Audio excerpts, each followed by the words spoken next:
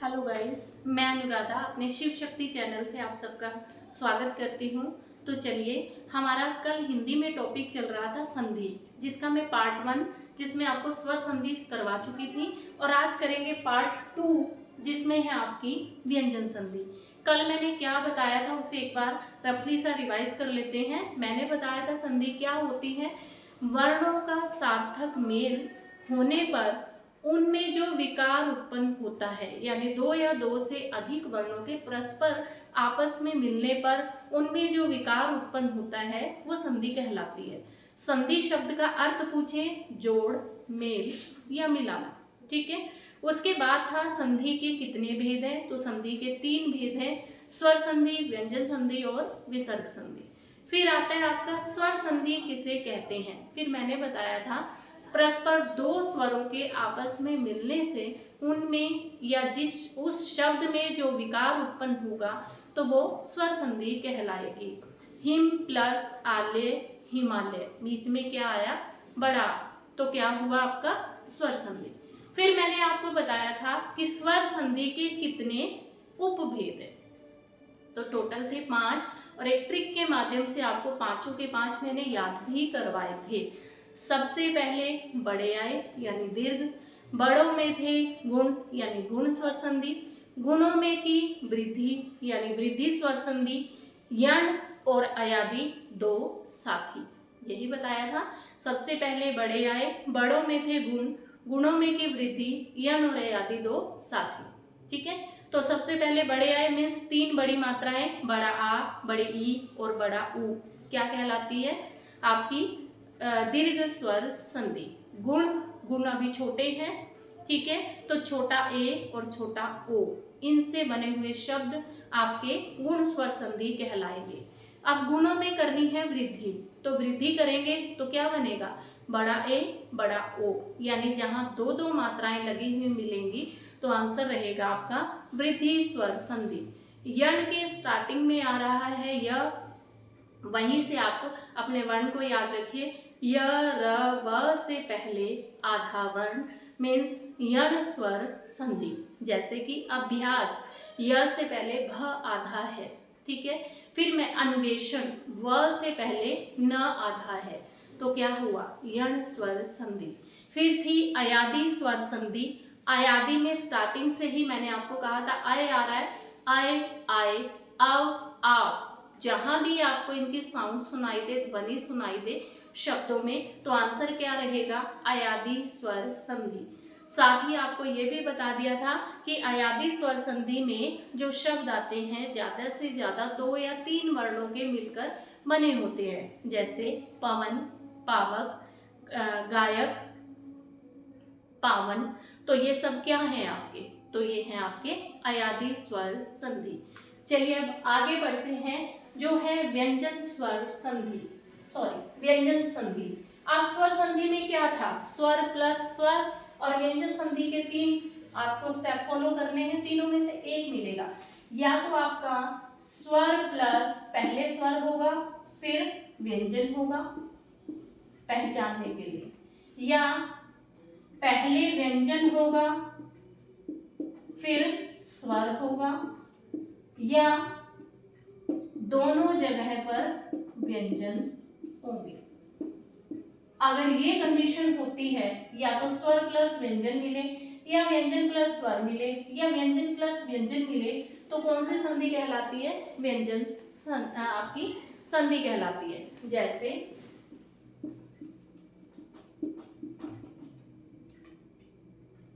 वाक plus ईश, अब देखिए का आधा है, ठीक है, पर है क्या, व्यंजन,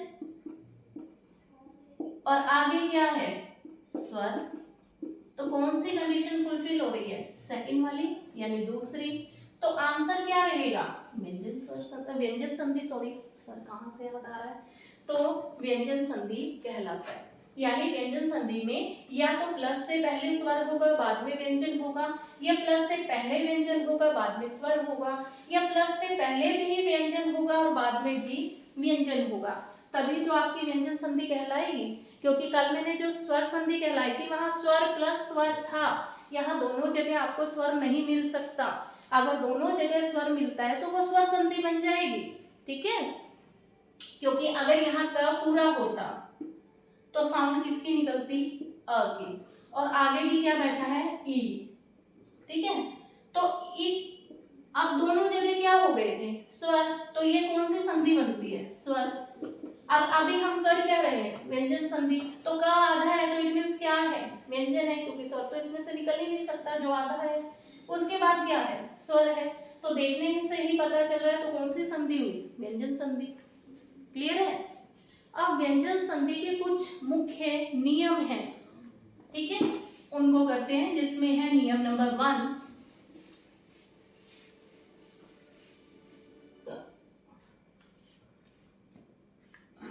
वर्ग के पहले वर्ण का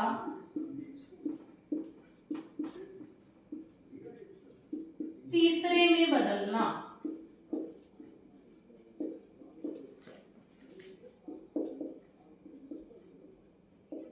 वर्ग मैं आपको वर्णमाला टॉपिक में करवा चुकी हूँ, क्वर्ग, च्वर्ग, ट्वर्ग, वो सारे वर्ग ही हैं आपके। अब क्या है, यहाँ कचट तप है, यही वर्ग है ना, क्वर्ग, च्वर्ग, ट्वर्ग, त्वर्ग, पवर्ग। अब कचट तप, ये वर्ग का पहला वर्ग हो गया। कचट, जैसे क ख ग में पहला क है, च छ ज में पहला च है, ट ठ ड में पहला ट है, तो ये पहले वर्ण है। वर्ग के पहले वर्ण कचट तप का मेल अगर किसी स्वर से होता है या तीसरे वर्ण या चौथे वर्ण से होता है,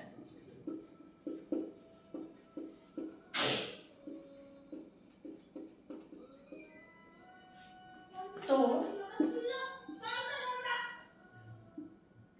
जो आप बीच में प्लस लगाते हो,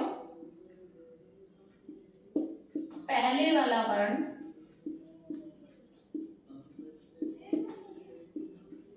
तीसरे में बदल जाता है।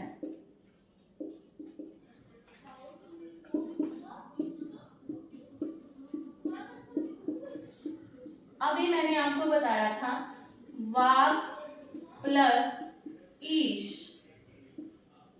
ठीक है। अब प्लस से पहले क्या है, क है, और उसके बाद क्या है, स्वर है, जो मैंने लिखा है। तो यानी प्लस से पहले अगर कचट तप में से कोई भी एक वर्ण मिल जाए, उसके बाद आपको स्वर मिल जाए। तीसरा वर्ण कहने का मीनिंग है, जैसे है क ख ग, तो ग कौन सा हुआ, तीसरा, और चौथा क्या हुआ, घ, ठीक है। ये कौन सा है, पहला और दूसरा, ठीक है। अगर पहले वर्ण का मेल किसी स्वर के साथ हो रहा हो, या तीसरे वर्ण के साथ हो, या चौथे वर्ण के साथ हो, तो प्लस से पहले वाला तीसरे में बदलेगा, ठीक है। अब देखो यहाँ क आधा है और आगे स्वर बैठा है, तो क कैसा हो गया, पूरा। अब इस, अगर आपने किसी से पूरे पैसे लिए हैं तो रिटर्न भी पूरे करोगे ना, अगर आधे लिए हैं तो रिटर्न भी आधे करोगे। अब देखो क आधा है पर इससे मिलकर क्या हो गया, पूरा हो गया, तो क का तीसरा, क ख ग, ये है ना तीसरा, तो ग भी कैसा आएगा, पूरा आएगा। और ई कौन सी है, बड़ी है, तो क्या बनेगा, वागीश। क्लियर है। तो ऐसे बनती है आपका व्यंजन संधि, ठीक है। यानी पहला रूल आपका ये है। और भी देख लेते हैं, जैसे है सत प्लस धर्म, सत प्लस धर्म। अब त कहाँ है, ये रहा, और उसके बाद क्या है, ध, त थ द ध, चौथा है, ठीक है। त कैसा है, आधा, और आगे भी क्या है, स्वर नहीं है, व्यंजन है, तो हमने रिटर्न कितने करने हैं, आधे करने हैं, क्योंकि त को हम पूरा नहीं बना सकते। अब त का तीसरा, त थ द, तो द भी कैसा रहेगा, आधा, सद धर्म। ये ध्यान रखना सबसे पहली बात कि कहाँ हमने आधा देना है, कहाँ पूरा देना है। अगर प्लस के बाद स्वर आ जाए तो पहले वाला क्या हो जाएगा, पूरा हो जाएगा। अगर प्लस के बाद भी व्यंजन बैठा है तो पहले वाला क्या होगा, आधा ही रहेगा। आधा है तो आपको भी आधा ही देना है। और ये भी बता दूं, जब आप उस वर्ण के नीचे हलंत लगा देते हो तो वो वर्ण वोवल रहित यानी स्वर के बिना हो जाता है। तो स्वर के बिना आधा रहता है, अधूरा रहता है, तो सद धर्म। क्लियर है। नियम नंबर 1 में कोई प्रॉब्लम है तो बताइए। व्यंजन संधि यानी वर्ग के पहले वर्ण का तीसरे में बदलना। जो पहला होगा उसी का तीसरा उठा दो। क ख ग तो मैंने ग उठा दिया। ट थ ध त थ द उठा दिया। ठीक है, धर्म एज इट इज लिख दिया। तो ऐसे होता है रूल नंबर 1। अब चलते हैं नियम नंबर 2 पर।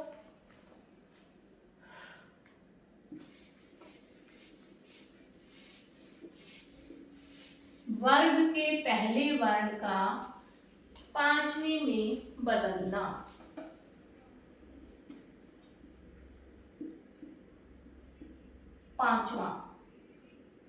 पांचवें में कैसे चेंज होगा, ठीक है। अब पांचवें में वर्ग का पहला वर्ण है वही कचट तप है।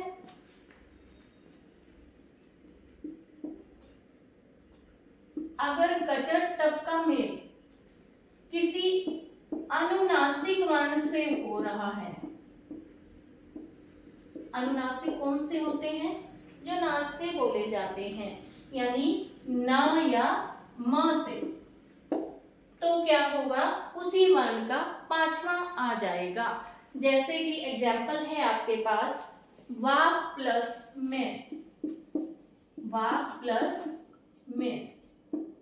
अब देखो क्या आ गया है, कचट तप से हमने क उठाया और आगे अनुनासिक वर्ण है म, तो क का पांचवें आपको बताए थे। एक तो ये है पहली लाइन में, ये है, ये है,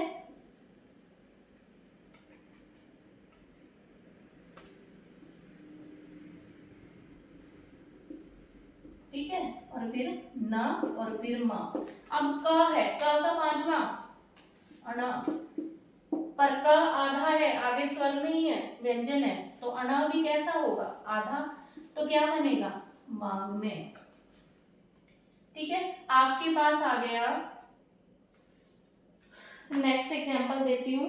जैसे आपके पास आता है सत प्लस मित्र, सत प्लस मित्र। देखिए त्वरण से हमने त को ले लिया और उसके बाद फिर आपका अनुनासिक यानी म बैठा है, तो त का पांचवा, त थ द ध न, त आधा है तो न भी कैसा होगा, आधा, और आधे वर्ण से पहले मात्रा आती है अगर दी हुई है, सन्मित्र। क्लियर है।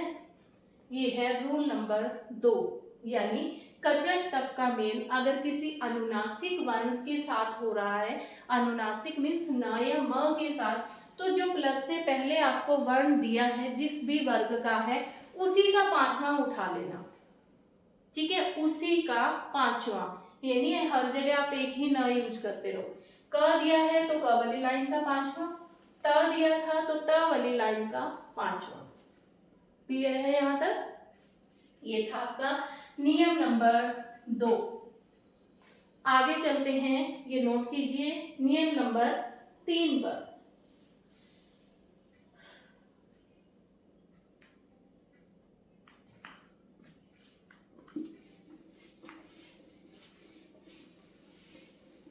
नियम नंबर 3 जो है वो है छ से संबंधित, छ से संबंधित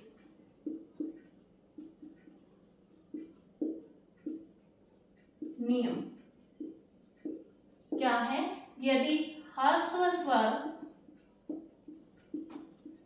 या दीर्घ स्वर का मेल यानी प्लस छ से हो,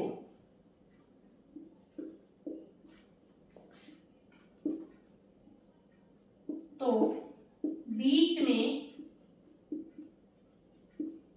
आधा च आ जाता है।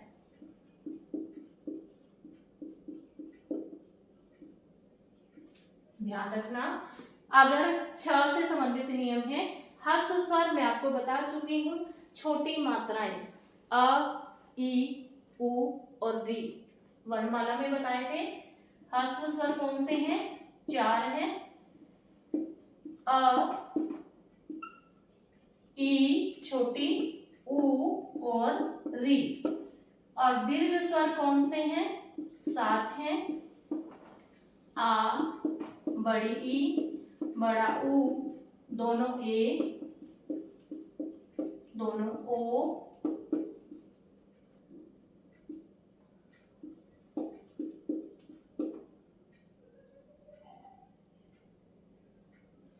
ठीक है।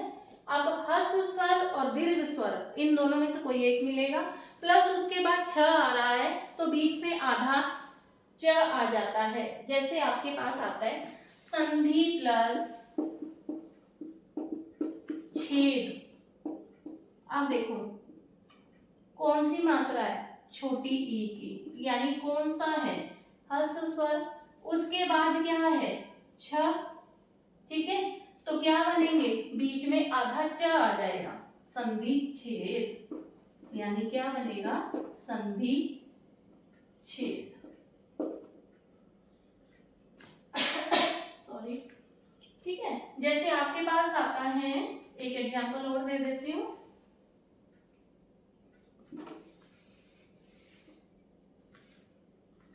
अनु प्लस छेद। कौन सा उ है? छोटा है, यानी ह्रस्व है। उसके बाद क्या है? छ है, तो क्या बोलते हैं? अनुच्छेद। बोलते हुए साउंड आती है पर लिखते हुए हम क्या करते हैं? अनुच्छेद। और जबकि ये क्या होता है? रोग। अनुच्छेद, च की साउंड है, ठीक है। तो ऐसे है आपका रूल नंबर 3। नोट कर लीजिए, फिर आगे करते हैं।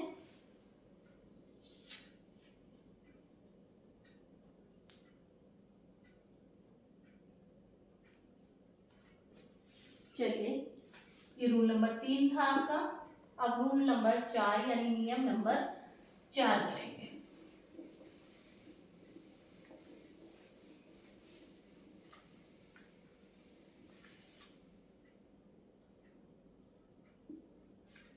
म से संबंधित है, म मछली। इसमें क्या होता है? अगर प्लस से पहले म आ रहा है, अगर प्लस से पहले म आ जाए तो प्लस के बाद वाला वर्ण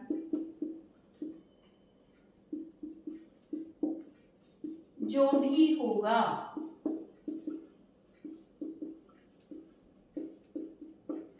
उसी का 5वां।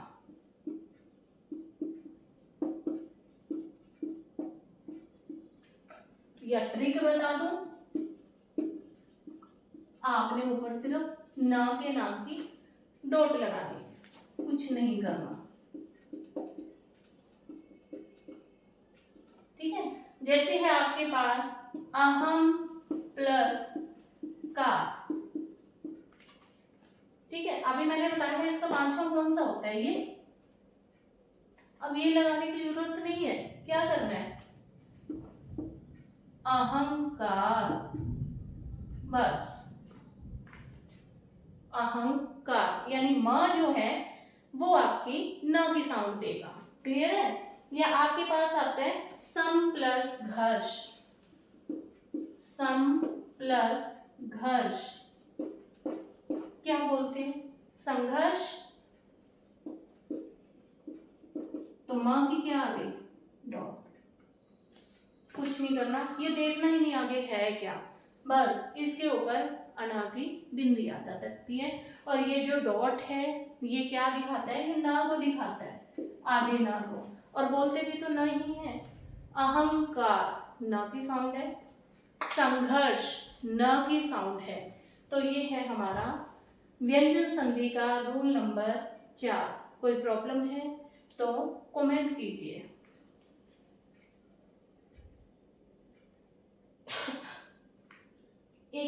ऐड कर लो। अगर म के बाद आपके अगर म के बाद, वो भी लिखवा देती हूँ,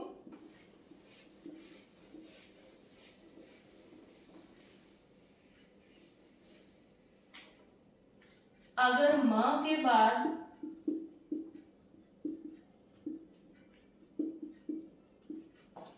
अंतस्थ वर्ण कौन से हैं?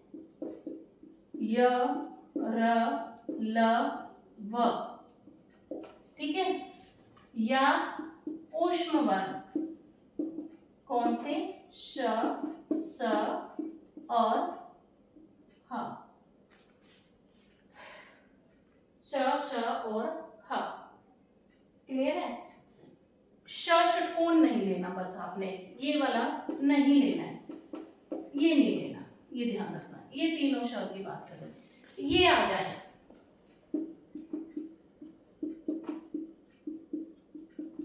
तो उस कंडीशन में क्या करेंगे?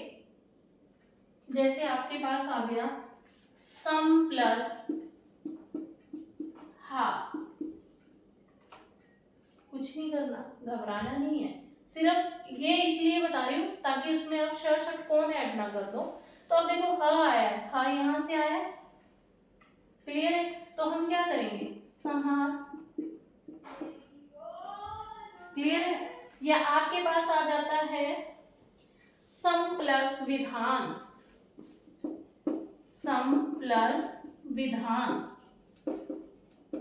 तो क्या आएगा? संविधान, संविधान बोलते हम संविधान है, संविधान, सम इक्वल, विधान नियम, सबके लिए एक जैसा नियम, और वहीं से बना है संविधान, संविधान, संविधान, ठीक है? तो न के साथ ऐसे लिखनी है और कुछ नहीं करना। क्लियर है? यहाँ तक कोई प्रॉब्लम है तो बताइए। एक लास्ट रूल और है, वो भी अभी करवा देती हूँ, जिससे हमारी व्यंजन संधि जो है वो समाप्त हो जाएगी।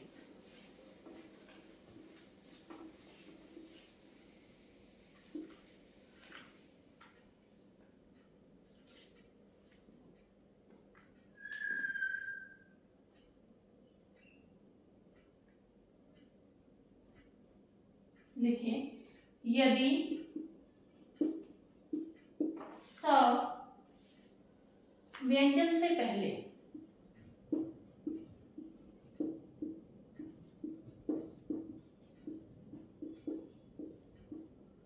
यदि स व्यंजन से पहले आ से भिन्न, यानी अ और आ को छोड़कर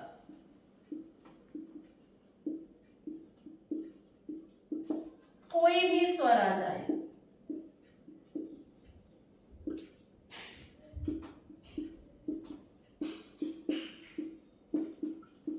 तो क्या होगा? ये जो स है ना, ये श में बदल जाएगा। अभी करवाया था ना आपको मैंने, इसीलिए श को छोड़ा था। श में परिवर्तित हो जाएगा या बदल जाएगा।